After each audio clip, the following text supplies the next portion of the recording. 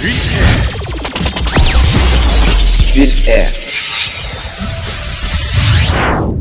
أعوذ بالله من الشيطان الرجيم. بسم الله الرحمن الرحيم. والصلاة والسلام على رسول الله صلى الله عليه وسلم. كتف إنجتي جمرات سبحانه وتعالى جولي النبي جمك محمد صلى الله عليه وسلم. إن تلمني خلفاء بالدين الليل دي فوف. إن تلمني كدي خلفاء بآد فدرة président de la République Alhaji Macky Sall e kala autorité gonɗo leydi ndi salminama juurama tengti hohoɓe diine wonɓe nder leydi wonɓe caggal leydi kadi en calmini kadi bandiraɓe men wonɓe diaspora o tawno hewɓe men ne jeeɓa en toon to États-Unis de Amérique en calmini kadi hewɓe wonɓe ɗo e leydi ndi waɓe Alhaji Amadou Abbas Ka en hewɓe wonɓe to leydi France Italie Allemagne Belgique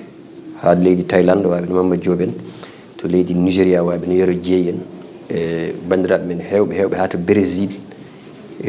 ha to Japon e oɗo hen ñalawma mo ganduɗa ko hande Sénégal heeɓi jeytare duuɓi gandanɗa hoorema 61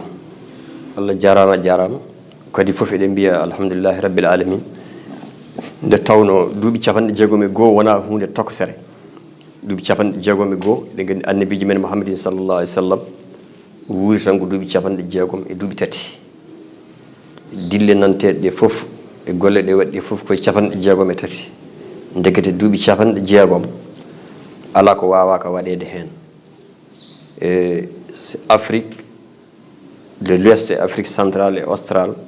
hewɓe hen keeɓi indépendant ko 1960 e ndiɗo leydi mbiyetedi Sénégal heeɓi indépendant ko 1960 ɗum hebde indépendant leydi ne hecci min 1960 kadi Allah waɗi kadi laamiɗo hande o kadi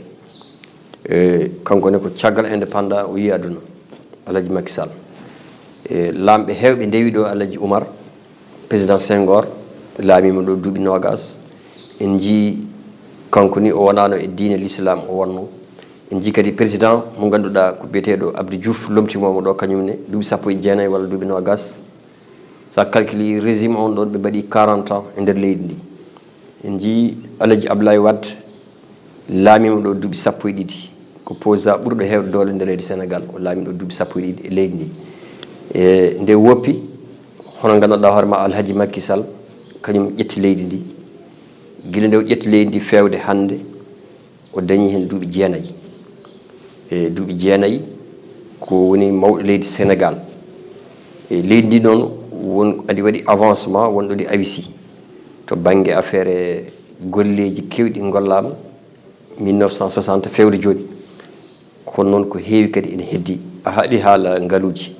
woɗi heewi wadde jewte woɗi heewi wiide jomiraɗo subhanahu wa taala o wi leydi foof ɗi jiiɗa e dow leydi kanko Allah o waɗi kene wurna ɓiɓɓe leydi ndi o tagi leydi ndi yimɓe hoɗɓe hen ɓe kanko jomiraɗo subhanahu wa taala o waɗi kene wurna ɓiɓɓe leydi ndi so wona tawa yimɓe ɓe ardiɓe ɓe pewnani walla ɓe kattini ɗuɓe koye mabɓe min gandi 1776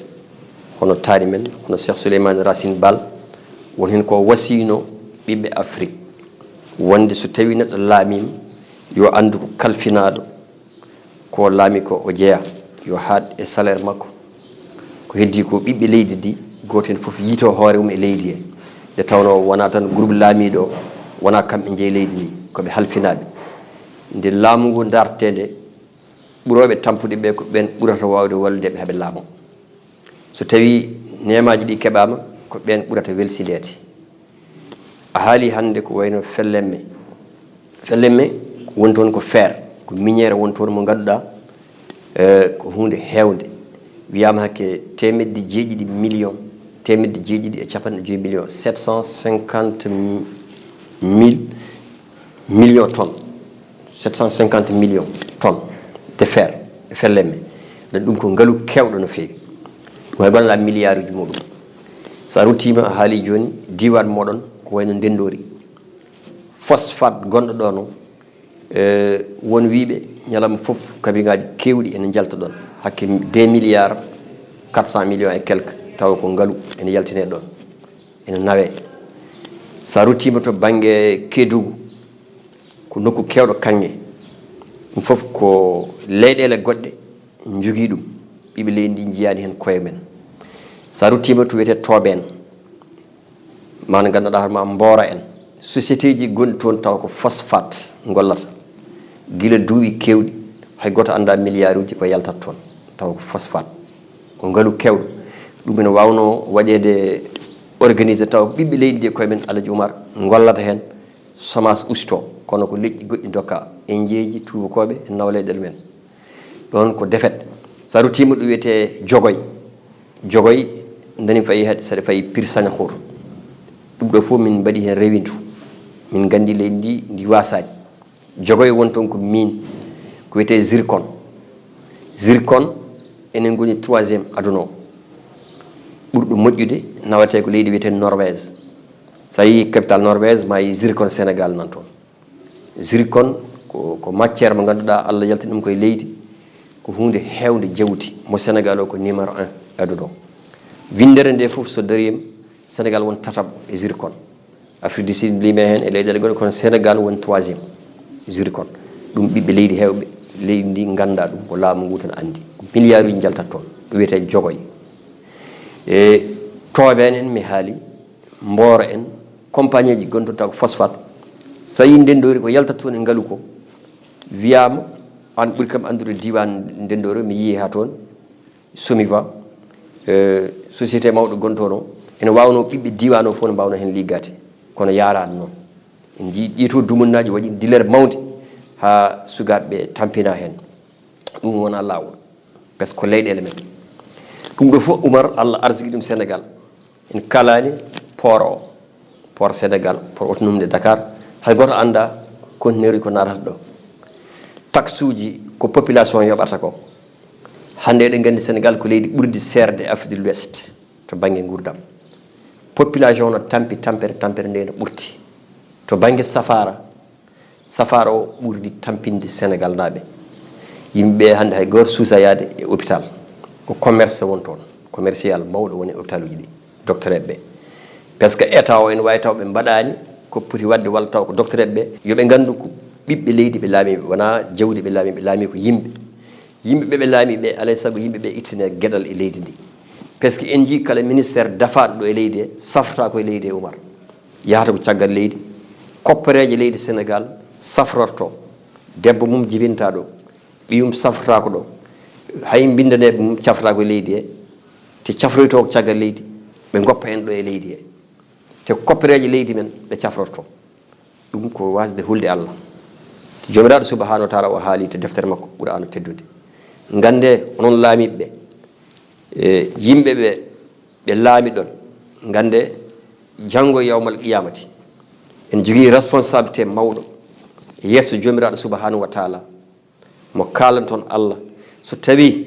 on pewnino no Allah wiiri on ni walla so tawi on pewnano so tawi yimɓeɓe enen beltino nde laamiɗon ɓe nde walla ɓe beltaki ɗum fof koko namdete ala guurowo ɗo onon ministére uji onon député ji onon maire uji onon jogiiɓe ngaalu leydi Sénégal gande ɗo ko aduna ɗo wona galle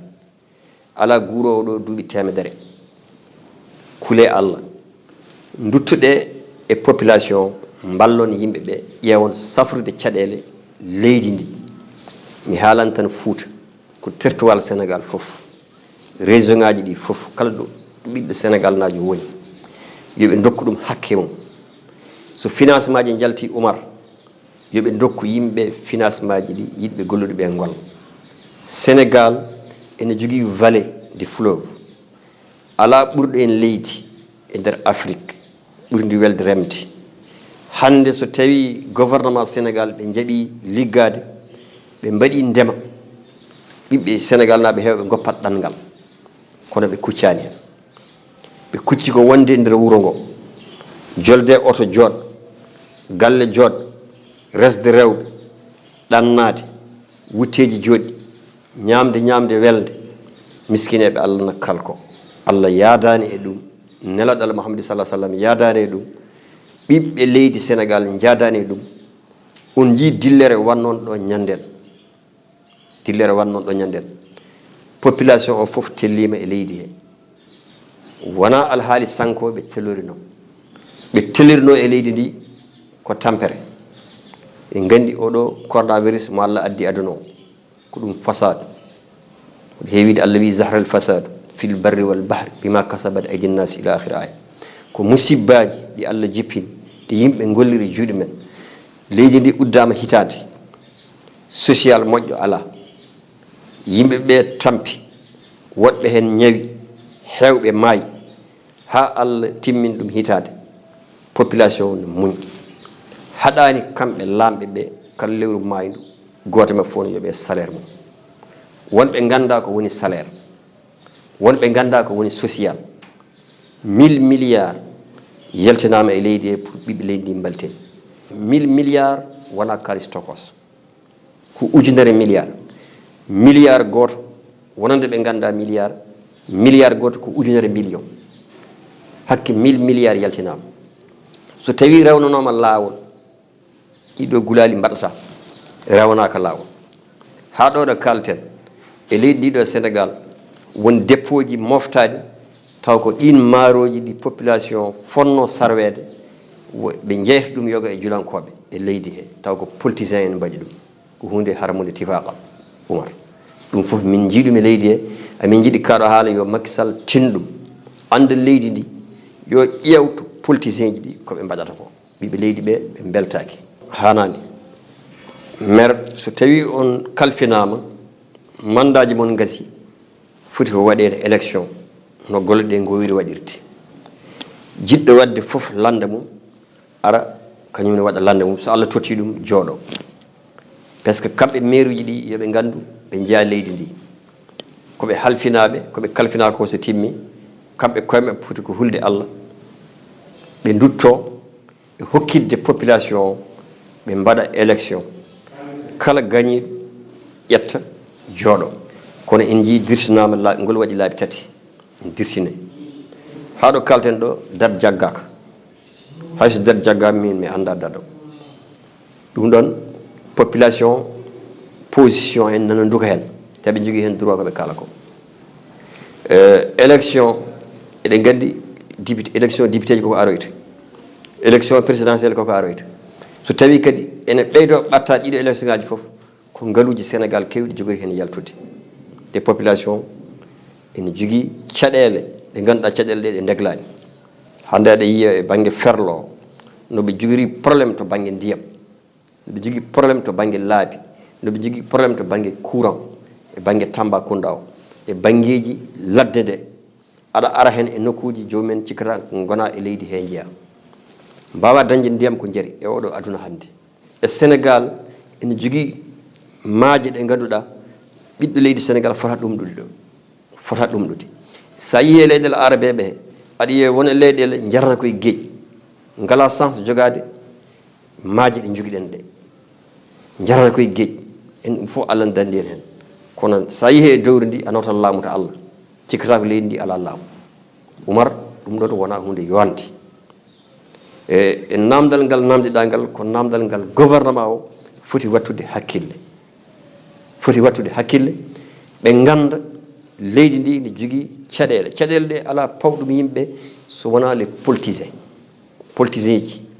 ministère uji ɗi neɗɗo halfintake plus de 200 milliards walla 1000 milliards kalfinoɗa ɗum diwan mo jeeyɗa o walla gollargal ngal kalfinɗa ngal yiitake en hoore muɗum sa ƴeewi jangde Sénégal hande ko ɓeyde milliard watte e jangde Sénégal hande Sénégal fof ko privé ɓiye hande sa nana ɗum école privé jangata holko nafi sa ƴeewi hande banggue santé ko ɓeyde milliard nannete e banggue santé hôpital uji hôpital Dantec sa yi toon hande peinture gonnoto toon 1960 hande duuɓi capanɗe jeegom e goho kañum woni hôpital Dantec ha joni hôpital principal ko noon ngala équipement moƴƴo sa nawi toon ñawɗo ma minute fof ɓe mbaɗma facture ordonnance ma wawa sodde ɗum ɗon laamu ngu no foti wattude hakkille e ɓiɓɓe leydi ɓe ɓe tampi neɗɗo so sellani safroto il faut ɓe dogna yurmede Gambi hande aɓe jogui façon mo ɓe jogui to Gambi to ɓiɗɗo leydi Gambi wonno rafirte so ari yoɓata ɗum no wawi wonde leydi en gouvernement alay sago wooda ko ɓe jogani ɓiɓe leydi e banggue social ɓe jogono ɗum yimɓe banggue social mo yimɓe ne tina koye leydi he jeeya